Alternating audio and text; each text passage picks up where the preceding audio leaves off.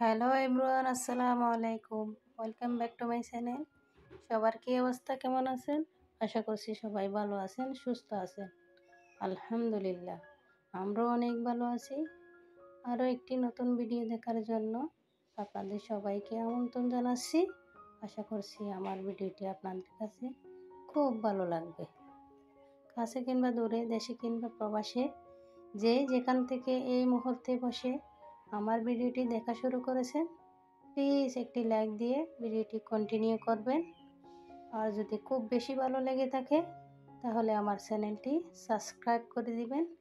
Subscribe করে দিয়ে পাশে থাকা বেল বাটনের অল অপশনটি প্রেস করে দিবেন। এতে করে আমি কোনো নতুন ভিডিও ছাড়ার সাথে সাথে নোটিফিকেশন আপনার মোবাইলে চলে যায়। আর অলরেডি এই কাজটি করে থাকেন, আপনাকে জানাই অসংখ্য ধন্যবাদ। আমি প্রতি বছর রমজানের উপলক্ষে ঘরের কাজকর্ম করে থাকি। তো এই বছর করতে একটু লেট হয়ে গেছে। আমি ঘরের ঝোলটি একটু ভালোভাবে ক্লিন করে নেব। এরপরে অনেক ময়লা হয়েছে, এগুলি ভালোভাবে ঝাড়ু দিয়ে নেব। তারপরে ভালোভাবে সব দিয়ে ঘরটি একদম ডিপ ক্লিন করব। দেখতে পাচ্ছেন, ঘর মোছা আমার কাছে একটি কষ্টের কাজ মনে হয়। কি আর করব, আমার তো হেল্পিং হ্যান্ড নেই, তার কারণে সব কাজ আমাকে একাই হাতে করতে হয়। যাই হোক, আমার প্রায় ঘর মোছা শেষ হয়ে গেছে। এবার আমি আমার কিচেনের সব জিনিসপত্রগুলি একে একে নিয়ে নেব, কোনো এক সাইডে রেখে দেব। এবার ক্লিন করে নেব আমার কিচেনটা। তো রমজান মাস হচ্ছে সবচেয়ে ইবাদতের মাস। তো আজকে যেহেতু আমরা সেহরি খাবো, তো একটু পরিষ্কার পরিচ্ছন্নতাভাবে না থাকলে তো হয় না। আমি সাজানো গোছানো পরিপাটি থাকার চেষ্টা করি, তবুও মাঝে মধ্যে এলোমেলো হয়ে যায়। যেহেতু আমাদের ছোট বাচ্চা আছে, সেহেতু একটু এলোমেলো হয়ে যেতে পারে, তাই না? তো যাই হোক, আমি এদিকে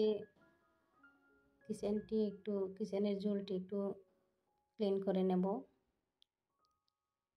তো যাই হোক, এদিকে আমি জানলাটা একদম ক্লিন করে নেব। তো এখানে কিছু তেলের চিটচিটে পড়ে কালো কালো হয়ে গেছে, তার কারণে দেখতে একটু নোংরা দেখা যাচ্ছে। এই জিনিসটি সুন্দর থাকা দরকার, সেই জিনিসটি একটু নোংরা হয়ে যায়। সবচেয়ে জানলাটা তেলের চিটচিটে ভাবটা ওইখানে পড়ে, তার কারণে একদম কালো কালো দেখা যাচ্ছে। তো এবার আমি দেওয়ালটি একটু গুনার জালি দিয়ে ভালোভাবে ক্লিন করে নেব। আমার বাসায় বেশিরভাগ তেলাপোকা, টিকটিকি এগুলি বেশিরভাগ বাহির থেকে ঢুকে, তার কারণে এখানে কালো কালো দাগ, ছোপ ছোপ দাগ হয়ে গেছে। আমার কিছুদিন পর পর এগুলি পরিষ্কার করা লাগে, এত কষ্ট লাগে। যখন আমি গ্রামে থাকতাম তখন আমার মাটির ঘর ছিল। তো আমি পুকুর থেকে একদম মাটি নিয়ে আমার ঘরটা প্রতি সপ্তাহে শুক্রবার একদিন আমি একদম লিপে মুছে একদম ক্লিন করে ফেলতাম, অনেক সুন্দর লাগতো। তো আমাদের পাড়ার কিছু শাশুড়িমারা এসে বলতো, বৌমার ঘরটি অনেক সুন্দর। যেহেতু আমার ঘর টিন দিয়ে করা ছিল, সেহেতু মাটির ছিল, উপর নিচ টিন ছিল। তো আমি হাঁস পালতাম, মুরগি পালতাম, কবুতর পালতাম। হাঁসের ডিম দিত, মুরগি ডিম দিত, আবার কবুতরের ডিম দিত। তো নিজের ঘরের হাঁস মুরগি যখন ডিম দিত, এগুলি দেখে অনেক আনন্দ লাগতো। তো বাচ্চারাও আনন্দ পেত। তো জান্নাত আর ইমরান অনেক আনন্দ করতো ডিমগুলি নিয়ে। তো আমার ডিম কিনা লাগতো না কখনো গ্রামে থাকতে। তো চিটাং শহরে আসার পর ছাদ দেওয়ালের বন্দি, চাইলেও এগুলি আর করতে পারবো না, যেহেতু ভাড়া বাসায় অনেক ঝামেলা। যাই হোক, আমি এখানে জানলাগুলো একটু ভালোভাবে ক্লিন করে নেব। এগুলো ক্লিন করতে গিয়ে অনেক কষ্ট হয়েছে। জানলার ভিতরে হাত ঢুকিয়ে দিয়ে এগুলো ক্লিন করতে অনেক কষ্ট হয়। সবাই তো জানেন, আমরা গৃহিণীরা ছাড়া কেউ বুঝবে না এই কষ্ট। অনেক কষ্ট হয় এগুলি ক্লিন করতে গিয়ে। নিজের বাসা না হলেও আমার কাছে পরের বাসা হলেও আমার কাছে অনেক ভালো লাগে কাজকর্ম করতে। সবসময় চাই আমি পরিপাটি করে থাকার অনেক চেষ্টা করি, তারপরে এগুলো এলোমেলো হয়ে যায়। তো এগুলি এরকম, যতই পরিপাটি থাকি না কেন ধুলোবালুগুলি আসবে, যেহেতু আমাদের বিল্ডিংয়ের চারপাশে কাজ চলতেছে বিল্ডিংয়ের, তার কারণে ধুলোবালু বেশি বেশি আসে। তো আমার জানলা তো সিমেন্ট বালি পরে একেবারে জানলাগুলো অন্ধকার হয়ে গেছে। এই বাসায় একটাই জানালা, কাপড় শুকাতে দিতে পারি না, বাহিরে কাপড় শুকাতে দিলে তারপরে সিমেন্ট বালু পড়ে একদম ভরে যায়, তার কারণে বাহিরে কাপড় শুকাতে দেওয়া হয় না। ঘরের ভিতর কতক্ষণ কাপড় শুকাতে দিতে পারে, ঘরের ভিতর কাপড় শুকাতে দিলে তো শুকাতে চায় না, ফ্যান দিয়ে শুকাতে হয়। তো যাই হোক, আপনাদের সাথে কথা বলতে বলতে আমার কিচেনটা গুছিয়ে নিয়েছি, একদম ক্লিন করে, একদম ডিপ ক্লিন করে নিয়েছি। তো এখন আপনাদেরকে এক পলকে দেখিয়ে দেব কেমন হয়েছে। অনেক পরিষ্কার হয়ে গেছে, দেখতে পাচ্ছেন। জানি না কতটুকু আপনারা দেখতে পাচ্ছেন, আমার কাছে খুবই সুন্দর লাগতেছে, খুবই ভালো লাগতেছে, একটি শান্তি শান্তি লাগতেছে আমার কাছে। একদম কাজকর্ম করে অনেক শান্তি শান্তি লাগে। আমার কিচেনে যে র্যাকটা আছে এটাও ক্লিন করে নিয়েছি। আমি নিচে এইভাবে জিনিসপত্রগুলি গুছিয়ে রাখি। তো এখানে গ্যাসের চুলা, সিলিন্ডার, কলপলক আবাসিকে একটাই ঝামেলা, সব দিকে সব বিল্ডিংয়ে গ্যাস সিলিন্ডার, এখানে লাইনের কোনো গ্যাস নেই। এখানের পরিবেশগুলি খুবই সুন্দর, খুবই স্মার্ট, অনেক ভালো লাগে। কিন্তু লাইনের গ্যাস না থাকার কারণে একটা অসুবিধা, যদিও রান্নার টাইমে গ্যাসটা চলে যায়, তার কারণে আমরা একটা রিজার্ভ করে রাখি। যাই হোক, আমি রাইস কুকার আর ইলেকট্রিক কেটলি সুইচের মধ্যে এইভাবে রাখি, আমার কাছে এভাবে রাখলে ভালো লাগে, আপনারা চাইলেও এভাবে রাখতে পারেন। তো রাইস কুকারে রান্না করতে আমার খুবই ভালো লাগে। প্রথম প্রথম তো একদম ভয় পেতাম, আবার নাকি কারেন্ট শর্ট করে, এভাবে ভয় পেতাম। তো আপনাদের ভাইয়া উৎসাহিত করেছে বলে আলহামদুলিল্লাহ এখন আমি রান্না করতে পারি, আমার অনেক ভালো লাগে রাইস কুকারে রান্না করতে। তো আমার র্যাকের জিনিসপত্রগুলি আমি সব সময় এভাবে রাখি। তো আমার ছোট্ট সোনার জন্য আমি নিচে রাখতে পারি না, সব কিছু এলোমেলো করে ফেলে, সব সময় ও ফেলে দেয়। তো এটি ছিল আমার জান্নাতের বেডরুম। ওর খাটে অনেক ময়লা হয়েছে, এগুলি আমি ভালোভাবে ক্লিন করে নেব, একটি ন্যাকড়ার সাহায্যে ভালোভাবে ক্লিন করে নেব। এই খাটের কালারটি আমার কাছে খুবই ভালো লাগে। এই খাটটি প্রায় 5-6 বছর হয়েছে, আমার কাছে খুবই ভালো লাগে এই কালারটি। তো খাট ক্লিন করার শেষে চলে আসলাম রান্নার কাজে। তো আপনাদের বাড়ি কিছু সবজি এনেছে, ইয়েলো ফুলকপি আর 4টি মিষ্টি কুমড়া। প্রথমবারে আমার বাসায় ইয়েলো ফুলকপি এনেছে, আমরা দেখে একদম চমকে গেছি, আমার খুবই ভালো লেগেছে। তো এগুলি দিয়ে আমি একটু ভাজি করে নেব। এখানে আলু কুচি, গাজর কুচি, ফুলকপি, ধনিয়া পাতা, কাঁচামরিচ এগুলি কুচি করে নিয়েছি ডিম দিয়ে ভাজি করার জন্য। আমি আজ রোল বানাবো এগুলি দিয়ে। তো এই ভাজিগুলি অনেক মজার হয়েছিল, একদম হোয়াইট কালারের যে ফুলকপিগুলি খেয়ে থাকি আমরা সব সময়, এই হোয়াইট কালারের ফুলকপির স্বাদ যেরকম এটাও ঠিকই সেরকম। চুলায় একটা কড়াই বসিয়ে দিয়ে একটু তেল দিয়ে তারপর পেঁয়াজ কুচি, কাঁচামরিচ কুচি এগুলো ভালোভাবে নাড়িয়ে ছাড়িয়ে তারপরে দিয়ে দেব একটু হলুদ গুঁড়া, মশলার গুঁড়া, তারপরে লবণ দিয়ে ভালোভাবে কষিয়ে নেব। তারপরে সবজিগুলি দিয়ে দেবো একে একে, ভালোভাবে নাড়িয়ে ছাড়িয়ে মিশিয়ে নেব। তারপরে ফুলকপিগুলি দিয়ে দেবো, তারপরে আর একটু নাড়িয়ে ছাড়িয়ে একেবারে মিশিয়ে নেব। তারপর গাজর কুচিও দিয়ে দেব। তো আমি এখানে কোনো পানি অ্যাড করব না, একদম শুকনো শুকনো করে ভাজি করব, যেহেতু এগুলি দিয়ে আমি রোল বানাবো, তার কারণে এই ভাজি থেকে আরও এক্সট্রা পানি বের হয়ে যাবে, তো এগুলোতে সিদ্ধ হয়ে যাবে ভালোভাবে। তো এরপর দুটো ডিম ভেঙে দেব।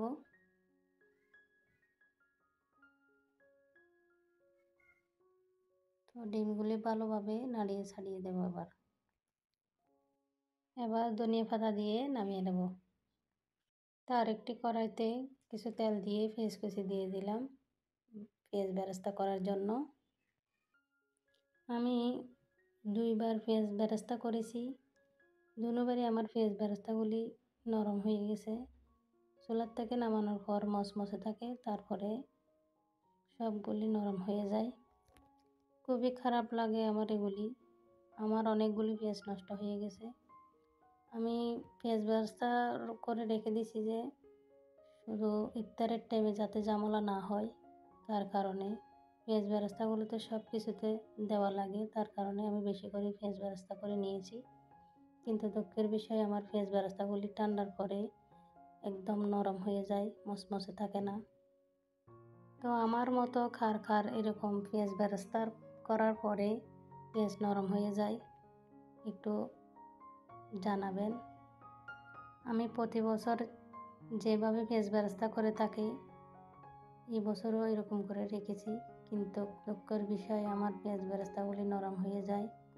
একদম কাঁচের জারে রেখে দিছি, একদম কাঁচের জার ভর্তি করে, কিন্তু ঘন্টাখানিক পর দেখা গেল একদম জারের নিচে হয়ে গেছে। তো কী আর করবো, এগুলি আমি অন্য আইটেমে দিয়ে দেব, কী করবো আর। আলু ভর্তাতে আর অন্য খাবারে দিয়ে দিচ্ছি রান্নার কাজে। তো যাই হোক, আমি অফ ক্যামেরায় কিছু ময়দার ডো করে লিচি কেটে নিয়েছি লোল বানানোর জন্য। সব কিছু ক্যামেরা বন্দি করতে পারি না, সব কিছু ক্যামেরা বন্দি করতে গেলে দেখা গেল যে ভিডিওটি অনেক লম্বা হয়ে যাবে। যেহেতু অনেক লম্বা হয়ে গেছে, তার কারণে আমি এগুলি অফ ক্যামেরায় করে নিয়েছি। তো আমি এদিকে রোলগুলি একে একে বানিয়ে আপনাদেরকে দেখিয়ে দেব। তো আমি আজকে একে একে 4টি রেসিপি বানাবো। তো আমি অফ ক্যামেরায় সব রুটি বানিয়ে নিয়েছি। এরপরে আমার একটি এমার্জেন্সি কল আসছিল, তার কারণে কথা বলতে বলতে আমার সব রুটিগুলি একেবারে লেগে গেছে। তো আমি যে রুটি বানিয়ে নিয়েছি আমি একেবারে ভুলে গিয়েছি, তার কারণে এসে আমি দেখতেছি যে আমার সব রুটি একদম লেগে গেছে, আর কখনো ছুটতেছে না, তার কারণে আমার কষ্ট করে আবারও আমার রুটি বানাতে হয়েছে। তো এরপর আমি সবগুলি বানিয়ে নিয়েছি, দেখতে পেয়েছেন। এবার আমি এগুলি ডিপ ফ্রিজে রেখে দেব। আমি রাইস কুকারে কিছু ডিম আলু সিদ্ধতে দিয়েছি। এদিকে একটি ফ্রাই প্যানে 2 পিস মুরগির বুকের মাংস সিদ্ধ করতে দিয়েছি। তো একটি ঢাকনা দিয়ে এগুলি সিদ্ধ হওয়া পর্যন্ত অপেক্ষা করব। তারপর বলক চলে আসলে এগুলো একটু উল্টো পাল্টে দেব। তো আমি মুরগির মাংস দিয়ে চিকেন কাবাব করে নেব। তো মাংস সিদ্ধ হয়ে গেছে, একটি প্লেটে তুলে নেব। তো এর আগে আমি কখনো কাবাব বানাইনি, ফার্স্ট টাইম আমি কাবাব বানাবো। তো একটি প্লেটে আমি কিছু পাউরুটি, চিকেন, আলু, ধনিয়া পাতা, পেঁয়াজ বেরেস্তা, কাঁচামরিচ, আদা রসুন, একটু মশলা, হলুদ এগুলি নিয়ে ভালোভাবে চিকেনটি আমি একদম মিহি করে নেব।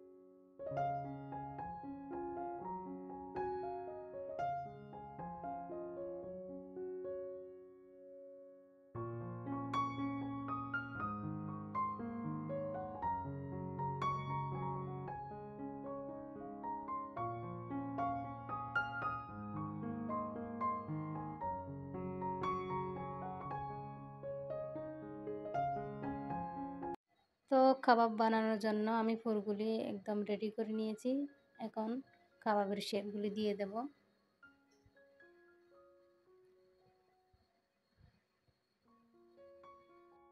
এগুলো বানানো অনেক ধৈর্যের বিষয়, অনেক ধৈর্য করে বানাতে হয়।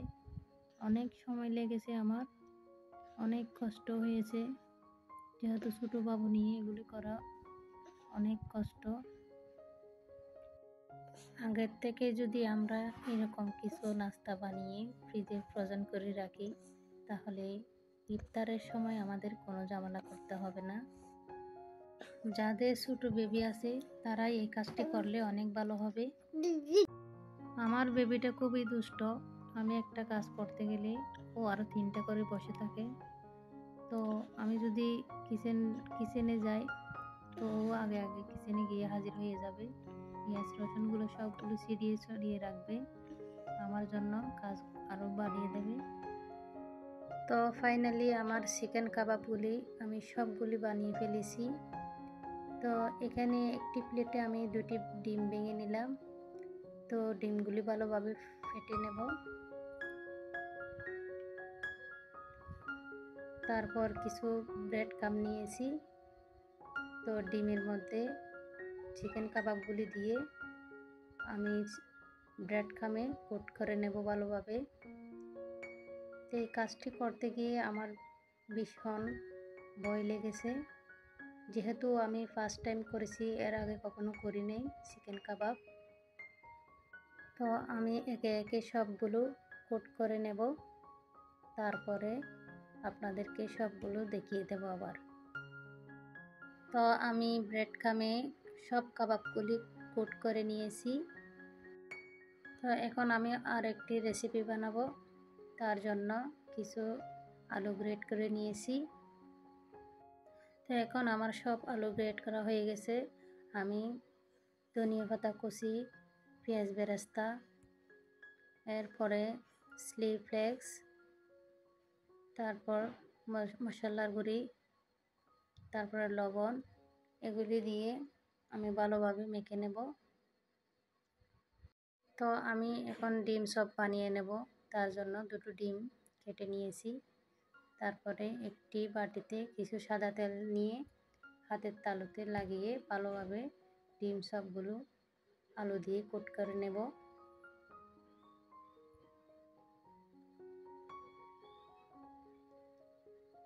এগুলি ভালোভাবে আস্তে আস্তে এগুলি আলু দিয়ে একদম কোট করে নিতে হবে। তো একে একে আমার সবগুলি ডিম কোট করা হয়ে গেছে। এখন ডিমের মিশ্রণে দিয়ে তারপরে ব্রেড ক্রাম্বে কোট করে নেব।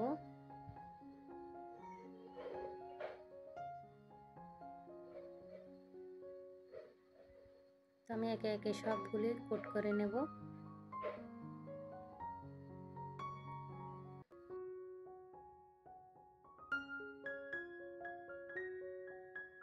তো বাকি যেই পুর ছিল, সেই পুরগুলি আমি একটি বক্সে ভালোভাবে সেট করে দিয়ে ফ্রিজে রেখে দেব শক্ত হওয়ার জন্য।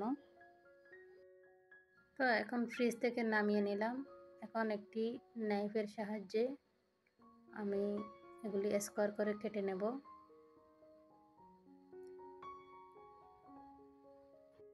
তো এখন আমি সবগুলি স্কোয়ার করে কেটে নিয়েছি। এখন ডিমের মধ্যে দিয়ে সবগুলি আবার ব্রেড ক্রাম্বে কোট করে নেব।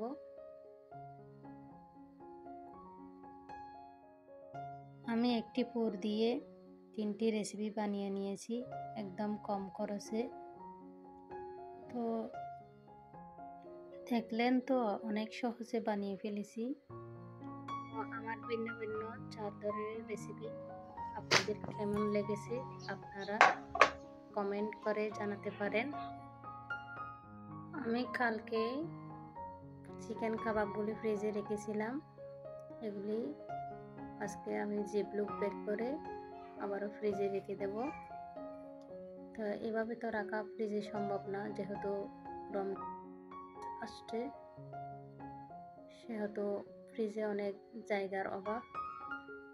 এটা রাখতে রাখতে ফ্রিজটা একদম বুকিং হয়ে গেছে, তার কারণে ফ্রিজে কোনো জায়গা নেই। আমি এভাবে জিপলক ব্যাগ ভরে রেখে দেব। তো আপনারা চাইলে এভাবে রাখতে পারেন আমার মতো। তো আমি একে একে সবগুলি রেখে দেব। তো ফ্রিজে জায়গা না থাকার কারণে আমি জিপলক ব্যাগগুলি কিনে এনেছি। তো এগুলোতে নাস্তা রাখলে অনেক সহজ, অনেকগুলি জায়গা বেঁচে যায়। আমি কালকে চিকেন কাবাব, ডিম চপ, রোল ইত্যাদি যা নাস্তা বানিয়ে রেখেছিলাম প্লেটে, এগুলি আমি সব জিপলক ব্যাগ করে আবারও ফ্রিজে রেখে দেব। তো আমি সবগুলি জিপলক ব্যাগ করে নিয়েছি, এখন ফ্রিজে রেখে দেব। তো আজকে এই পর্যন্ত। সবাই ভালো থাকবেন, সুস্থ থাকবেন। আল্লাহ হাফেজ। আসসালামু আলাইকুম।